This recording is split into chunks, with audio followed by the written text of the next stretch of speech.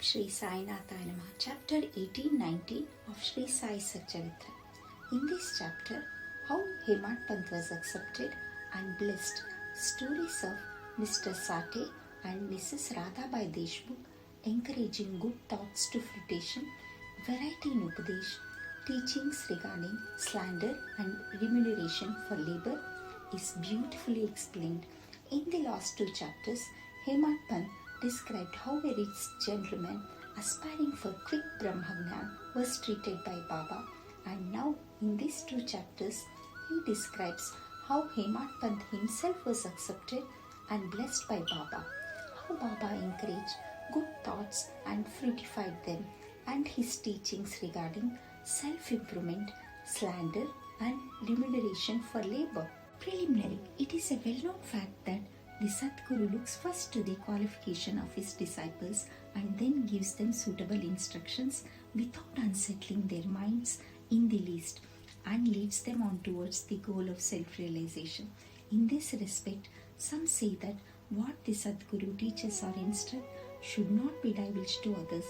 They think that their instructions becomes useless if they are published. This view is not correct. The Sadguru is like a monsoon cloud. He pours down profusely, scatters widely his nectar-like teachings. This we should enjoy and assimilate to our heart contents and then serve others with them without any reservation.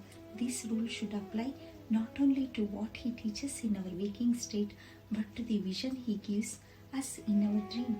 To quote an instance, Buddha Kaushik Rishi published his celebrated Ramaraksha Stotra which he had seen in his dream.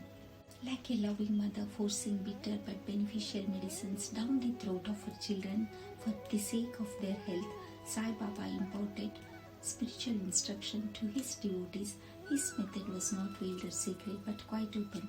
The devotees who followed his instructions got their object. Sadgurus like Sai Baba open our eyes of the intellect and shows us the divine beauty of the self and fulfill our tender longings of devotion. When this is done, our desire for sense objects vanishes. Twin fruit of Viveka, discrimination and Vairagya, this passion, comes to our hand and knowledge sprouts up even in the sleep. All this we get when we come in contact with saints, Sadguru, serve them and secure their love. The Lord, who fulfills the desire of his devotees, come to our aid, removes our trouble and sufferings and makes us happy. This progress or development is entirely due to the help of the Sadguru, who is regarded as the Lord himself. Therefore, we should always be after the Sadguru, hear his stories, fall at his feet and serve him. We come to our main story. Now we shall discuss about Mr. Sate. There was a gentleman named Mr. Sate who had attained some publicity many years ago during Crawford regime, which was put down by Lord Ray, the governor of Mumbai. He suffered severe losses in trade. Other adverse circumstances gave him much trouble and made him sad and dejected. Being restless, he thought of leaving home and going out to a distant place. Man does not generally think of God, but when difficulties and calamities overtake him, he turns to him and prays for relief. If his demerits have come to an end, God arranges his meeting with a saint who give him proper direction regarding his welfare.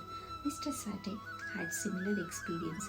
His friends advised him to go to Shri, where so many people were flocking to get Sai Baba's darshan for getting peace of mind and the satisfaction of their wants.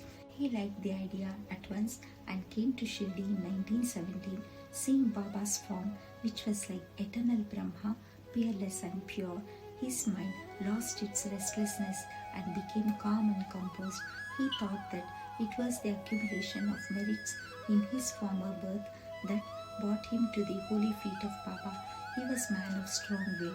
He at once started to make the Parayan of Guru Charitra.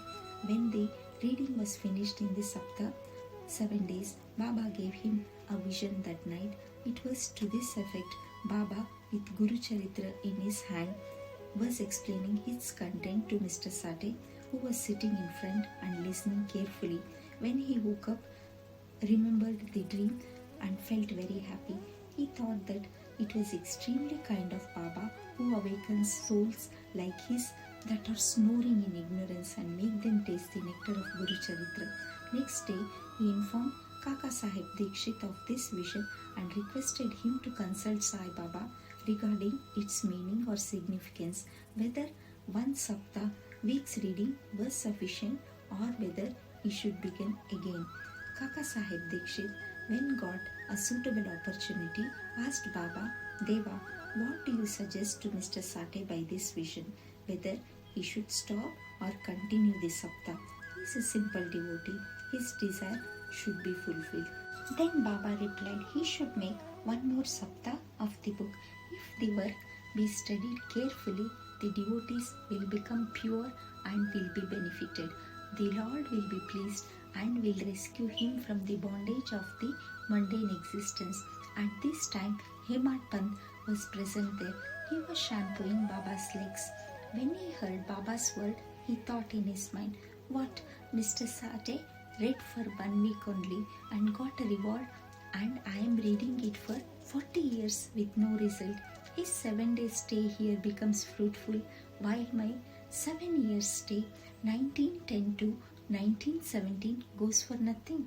Like a chatak bird, I am ever waiting for the merciful cloud, Baba, to pour its nectar on me and bless me with his instruction. No sooner did this thought cross his mind, Baba knew it then and there. It was the experience of the Bhaktas that Baba understood all their thoughts and that he suppressed the evil thoughts and encouraged the good ones. Reading Hemadpant's mind, Baba at once asked him to get up and go to Shama, get from him ₹15 as dakshina, sit and chit-chat with him for a while and then return. Mercy dawned in Baba's mind, and so he issued this order, and who could disobey Baba's order? Hemadpant immediately left the masjid and came to Shama's house. He had just bathed and was wearing a dhoti. He came out and asked Hemadpant, how is that you are here now? It seems that you have come from the masjid. Why do you look restless and dejected? Why are you alone? Please sit and rest, while I shall do my worship and return. In the meanwhile, you please take pan beda, leaves and betel nuts. Let us then have a pleasant chat. After saying this, he went inside and Hemadpant sat alone. He saw in the window a well-known Marathi book named Nath Bhagavat. This is a commentary by the Saint Eknath on the 11th skanda of the bigger Sanskrit work, the Bhagavat.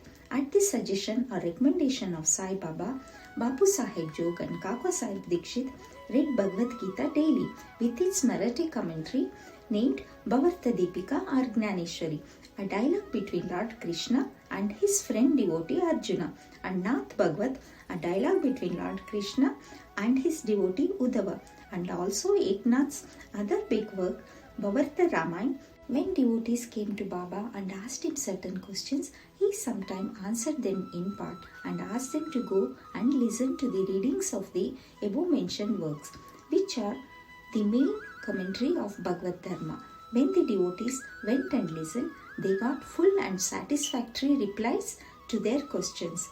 Hemadpant also used to read daily some portion of Nath Bhagavat.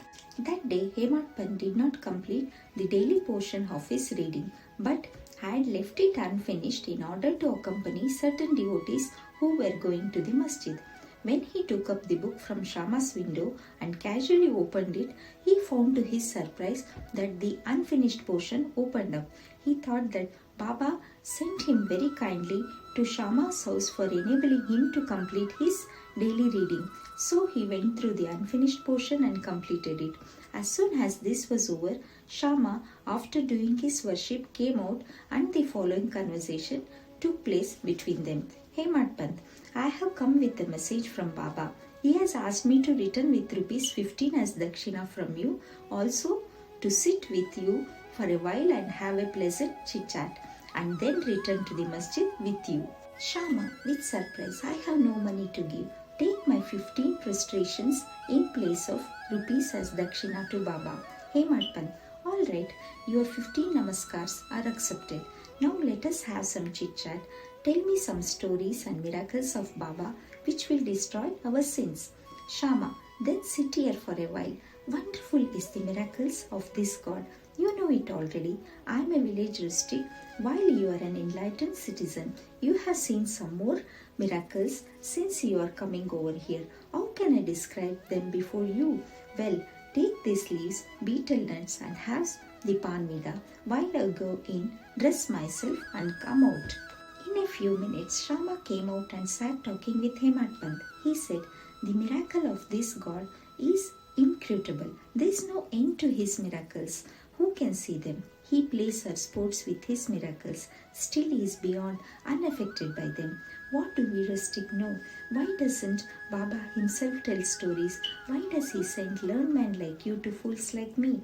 His ways are inconceivable. I can only say that they are not humans." With this preface, Shama added, "I now remember a story which I shall relate to you. I know it personally. As a devotee is determined, so is Baba's immediate response. Sometimes Baba puts the devotee to severe test and then gives them Upadesh."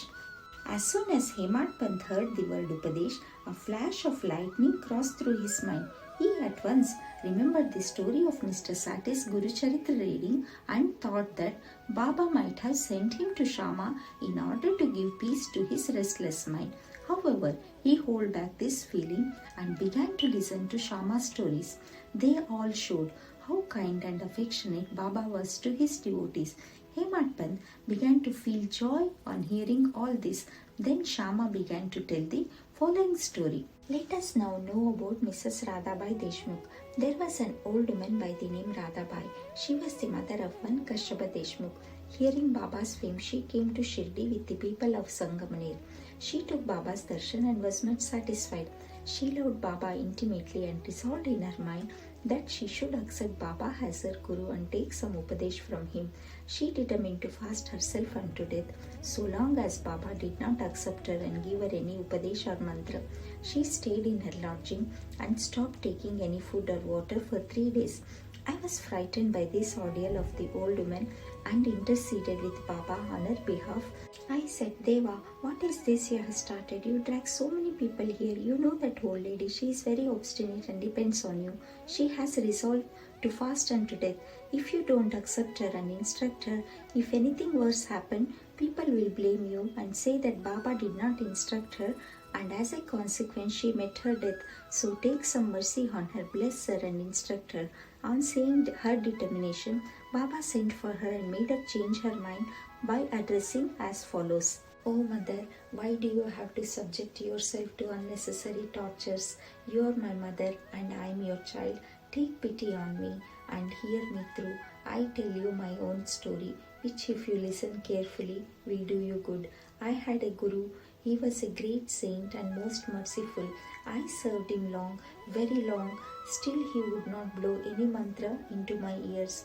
I had a keen desire never to leave him, but to stay with and serve him, and at all cost receive some instructions from him.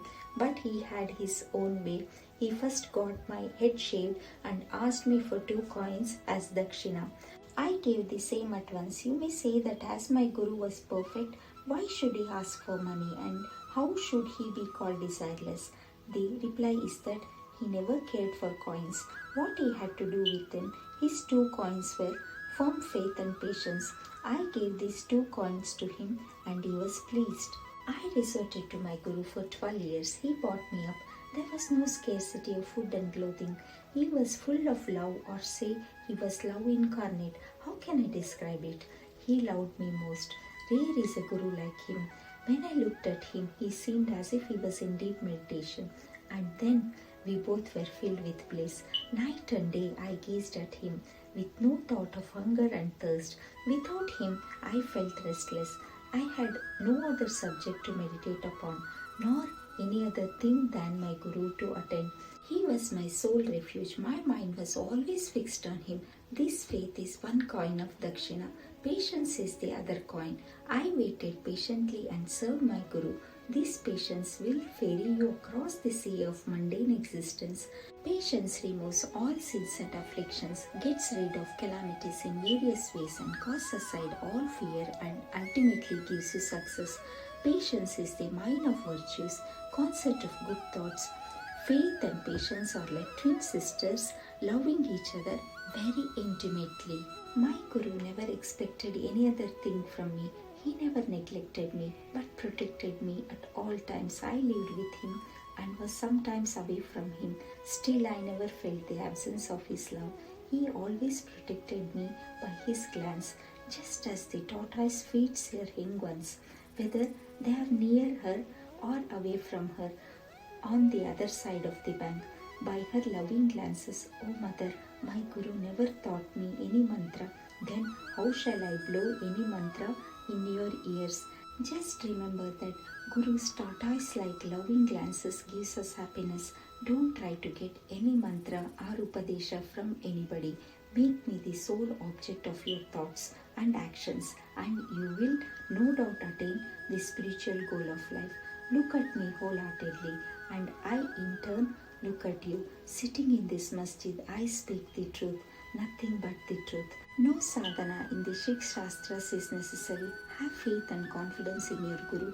Believe that Guru is the sole actor or doer. Blessed is he who knows the greatness of his Guru and thinks him to be Hari, Hara and Brahma, Trimurti incarnate. Instructed in this way, the old lady was convinced. She bowed to Baba and gave up her fast. Hearing this story carefully and attentively and marking its significance and appropriateness, Hemadpant was most agreeably surprised. On seeing this wonderful miracle of Baba, he was moved from top to toe. He was overflowing with joy. His throat was choked and he was not able to utter a single word. Shama, on seeing him in this condition, asked him, "What is the matter with you? Why are you silent? How shall I describe the innumerable miracles of Baba?" Just at this time, the bell in the masjid began to ring, proclaiming that noon worship and Aarti ceremony had begun. Therefore, Shama and Hemadpant hurried to the masjid. Bapu Sahib Jog had just started the worship. Women were up in the masjid and men were standing below in the open courtyard, and they were all singing the Aarti in chorus to the accompaniment of the drums. Shama went up pulling Hemadpant with him. He sat to the right and Hemadpant in the front of Baba. On seeing them, Baba asked Hemadpant to give the dakshina brought from Shama. He replied that Shama gave namaskars in place of rupees and that he was there in person. Baba said, "All right, now let me know whether you both had a chit chat, and if so, tell me all that you talked about." Not minding the sounds of the bell, the drum and the chorus song, Hemadpant was eager to tell Baba what they had talked about and started to narrate it. Baba was also anxious to hear, and so he left the bolster and leaned forward. Hemadpant said all that they talked about was very pleasant, especially the story of the old lady was most wonderful, and that on hearing it, he thought that his miracle was inexplicable, and under the guise of that story, he really blessed him. Baba then said, "Wonderful is this story. How were you blessed? I would like to know everything in detail from you. So tell me all about it." Then Hemadpant related in full the story which he had heard a little while before and which had made a lasting impression on his mind. Hearing this, Baba was much pleased and asked him, "Did the story strike you, and did you catch its significance?" He replied, "Yes, Baba, the restlessness of my mind has vanished and I have got a true peace and rest and come to know the true path." Then Baba spoke as follows: "My method is quite unique. Remember well this one story, and it will be very useful to get the knowledge. Realization of the self, dhyana, meditation is necessary. If you practice it continuously, the vrittis will be pacified. Being quite desireless, you should meditate on God, who is in all the creature, and when the mind is concentrated, the goal will be achieved. Meditate always on my formless nature, which is knowledge incarnate, consciousness and bliss. If you cannot do this, meditate on my form from top to toe, as you see here, night and day. As you go on doing this, your subtle thoughts will be single pointed, and the distinction between the dhyata meditator, dhyana, act of meditation, dhyaya, things meditated upon will be lost, and the meditator will be one with the consciousness and be merged in the Brahma. The mother tortoise is on the one bank of the river, and the young ones are on the other. She gives neither milk nor warmth to them. Her mere loving glance gives them nutrition. The young ones do nothing but remember, meditate upon their mother. The tortoise glance is to the young ones the only source of sustenance and happiness. Similar is the relation between the Guru and disciples. When Baba uttered these words, the chorus of the Aarti songs was over and all cried out loudly in unison, "Victory be to our Sadguru Sai Maharaj, who is pure consciousness, knowledge and bliss." Dear readers, let us imagine that we are at the time standing amongst the crowd in the masjid, and let us join them in this Jai Jaikar. After the Aarti ceremony was over, Prasad was distributed. Bapu Sahib Ji came forward as usual, and after saluting Baba, gave into his palm a handful of sugar candy. Baba pushed all this into the hands of Hemadpant and said to him, "If you take this story to heart and remember it well, your state will be sweet as the sugar candy. All your desires will be fulfilled and you will be happy." Hemadpant bowed down to Baba and implored, "Do favor me like this. Bless and protect me always." Baba replied, "Hear this story, meditate on it and assimilate its spirit. Then you will always remember and meditate on the Lord who will manifest himself to you." Dear devotees, Hemadpant got prasad of sugar candy, and we now get the prasad of sugar candy or nectar of this story. Let us drink it to our heart content, meditate on it, assimilate it, be strong and happy by Baba's grace. Amen. Towards the end of 19th chapter, Hemadpant had dealt with some other matters which I shall narrate now. Baba's advice regarding our behavior. The following words of Baba are of general welfare and invaluable. If they are kept in mind and acted upon, they will always do you good. Unless there is some relationship or connection, nobody goes anywhere. If any man or creature come to you, don't discourteously drive them away, but receive them well and treat them with due respect. Shri Hari, God will be certainly pleased if you give water to the thirsty, bread to the hungry, clothes to the naked, and your extra room to the strangers for resting. If anybody wants any money from you and you are not inclined to give, don't give, but do not bark at them like a dog. Let anybody speak hundreds of things against you. Do not resent by giving any bitter reply. If you tolerate such things, and you will certainly be happy. Let the world go topsy-turvy. You remain where you are, standing in your own place. Look on calmly at the show of all things passing before you. Demolish the wall of difference that separates you from me, and then the road for our meeting will be clear and open. The sense of differentiation as I and thou is the barrier that keeps away the disciple from his master, and unless that is destroyed, the state of union is not possible. Allah Malik, the God, is the sole proprietor and nobody else is our protector. His method of work is extraordinary, invaluable and inscrutable. His will be done, and he will show us the way and satisfy our art desire. It is on the account of Rinanaban, former relationship, that we have come together. Let us love and serve each other and be happy. He who attains the supreme goal of life is immortal and happy. All others merely exist, that is, live so long as they breathe. Encouraging good thoughts to fruition. It is interesting to note how Sai Baba encouraged good thoughts. You have to surrender yourself completely to him with love and devotion, and then you will see how he helps you throughout. Some saints have said that when you get a good thought immediately after awakening from sleep, and if you develop the same afterwards during the day, your intellect will be unfolded and your mind will attain calmness. Hemadpant wanted to try this. One Wednesday night before going to bed, he thought, tomorrow is Thursday, an auspicious day, and the place is Shirdi, so holy. So let me pass the whole day in remembering and celebrating Ramanam. And then he slept off. Next morning, when he got up, he remembered without any effort the name of Rama and was much pleased.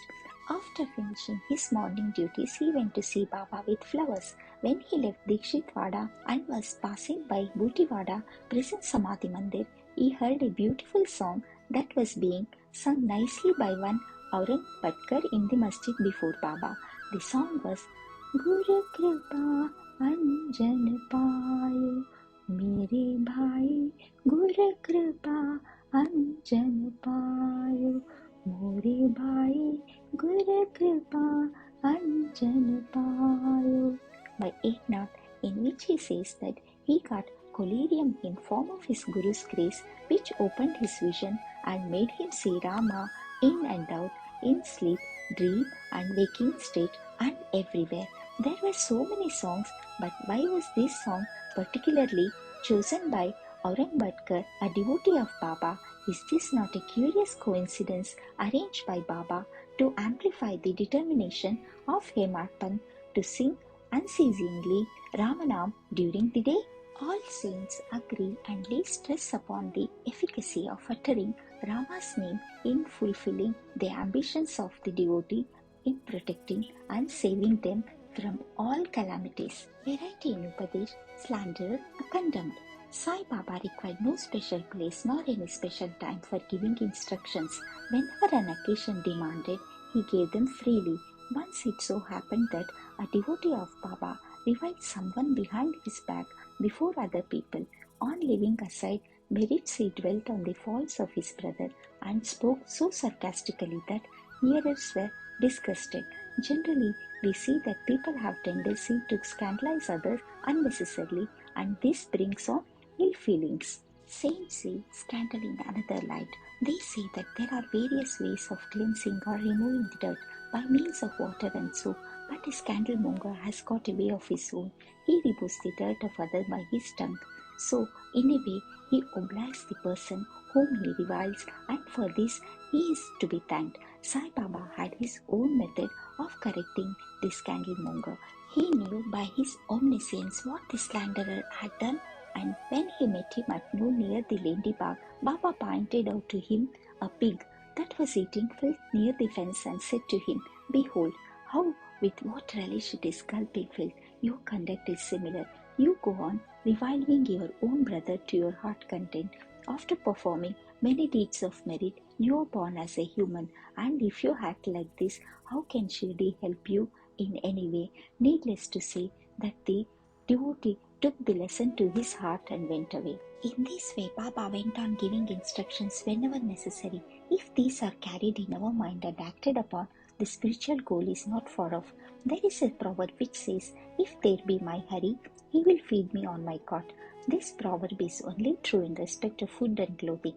But if anyone believing this sit idle and does nothing in spiritual matters, he will be ruined. One has to exert himself to his utmost for attaining self-realization. The more he endeavors, the better for him. Baba said that he was omnipresent, transcending land, air, world, light and heaven, and that he was not localized. To remove the misunderstanding of those who thought that Baba was only his body, 3 cubits and half in length, he incarnated himself in this form, and if any devotee meditated on him day and night with complete self-surrender, he experienced complete union with him like sweetness and sugar, wave and sea, eye and its sight. He who wants to get rid of the cycle of births and death should lead a righteous life with his mind calm and composed. He should not speak harshly to anyone so as to hurt him. He should always engage himself in good action, should do his duties and surrender himself heart and soul to him. He need not then be afraid of anything. He who trusts him entirely, hears and expounds his miracles and does not think of anything else, is sure to attain self-realization. Baba asked many to remember his name and to surrender to him, but those who wanted to know who they were, "Who am I?" he advised Shravan, study and Manan, contemplation, and to some he advised remembering God's name, to others hearing his miracles, and to some worship of his feet, and to others reading and studying Adhyatma Ramayana, Dhaneshwari, and others sacred scriptures. Some he made sit near his feet, some he sent to Hikandoba temple, and some he advised the repetition of the 1,000 names of Vishnu, and some the study of Chandogya Upanishad and Gita. There is neither any limit nor any restrictions to his instructions. He gave in person or by visions and dreams. To someone addicted to drink, he appeared in his dream, sat on his chest, pressed it, and left him after he gave a promise not to touch liquor anymore. To some, he explained some mantras like Guru Brahma in dreams. To some devotees who was practicing Hatha Yoga, he sent word that he should live off Hatha Yoga practices, sit quiet and wait. It is impossible to describe all his ways and methods. In ordinary worldly dealings, he set examples and by his actions. Remuneration for labor. One day at noon, Baba came near Radhakrishna Mai's house and said, "Bring me a ladder." Some men bought it and set it against a wall of a house as directed by Baba. He climbed up the roof of a Vaman Gonskar house, passed over the roof of Radhakrishna Mai's house, and then got down from the other corner. What object Baba had, none could know. Radhakrishna Mai was at that time shivering with malaria. It may be to drive off that fever that he may have gone up there. Immediately after getting down, Baba paid ₹2 to the persons who bought the ladder. Somebody asked Baba why he paid so much for this. He replied that nobody should take the labor of others in vain. Workers should be paid his dues promptly and liberally. If the principle taught by Baba be followed, if the remuneration for labor be paid promptly and satisfactorily, the laborers will turn out better, and both the laborers and their employees will be profited. Both to Shri Sai, peace be to all. Om Shri Sai Rakshaka Sharanam. Om Shri Sadguru Sai Nath Arpanamastu. Shubham Bhavatu. Om Sai Ram.